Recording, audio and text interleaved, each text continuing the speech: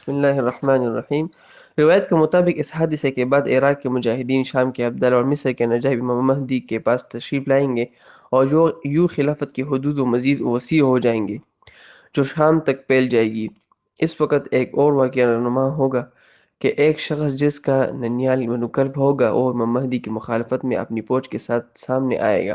ارشاد فرمائے کہ اس جنگ کی غنیمت سے محروم نہ رہنا، خواہ قال سر پر رکھی جانے والے سیاہ پٹی ہی کیوں نہ ہو، اور یہ جنگ آجاہ و سلمہ کے علاقے میں ہوگی جو تبوک و حائل کا حصہ ہے اور قومی تحریک کا مرکز ہے۔ شاہ عبداللہ بن عبدالعزیز کی والدہ شمر قبیلے سے ہے اور شمر کی اصل بنو کلب ہے، اور سعودی افواج عقال کو بطور یونیفارم استعمال کرتی ہے۔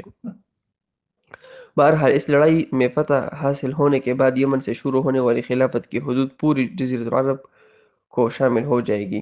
یہاں سے ایک نیا مرحلہ شروع ہوگا۔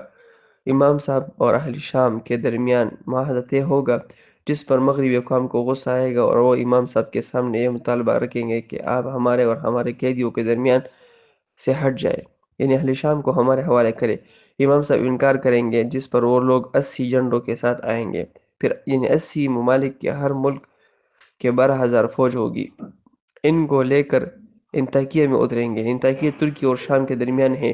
وہاں سے آگے اعماق کی طرف بڑھیں گے۔ اعماق سے مراد حلب ہے، جبکہ مسلمان امام مہدی کی قیادت میں دمشق میں اتریں گے۔ یہاں مسلمانوں اور عیسائیوں کے درمیان ایک بڑا معرکہ ہوگا، جس میں بالآخر امام مہدی علیہ السلام کو فتح ہوگی اور پھر اگلا مرحلہ شروع ہوگا، یعنی خلافت بیت المقدس کی طرف بڑھے گی۔ اس جنگ کی کئی مراحل ہیں، فی الحال تو اس جنگ میں شر و فتنہ، لیکن آگے چل کر انشاءاللہ خیر پر اس کا اختتام ہوگا، جب آخری مرحلہ میں دجال کے ساتھ مسلمانوں کی جنگ ہوگی، جس میں وہ مارا جائے گا، وہ بیت المقدس میں عالمی اسلامی خلافت قائم ہو جائے گی۔ شیعہ سنی اختلاف اور مہدی کا انتظار بطور مرجعیت۔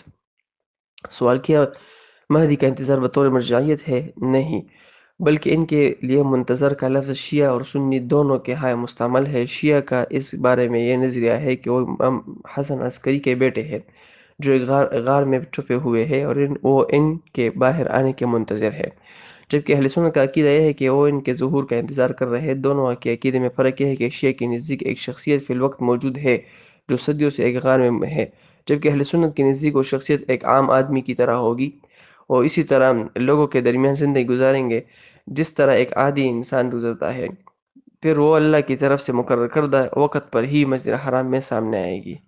وصلی اللہ تعالی علی خیر خلقہ محمد وآلہ واصحابہ اجمعین۔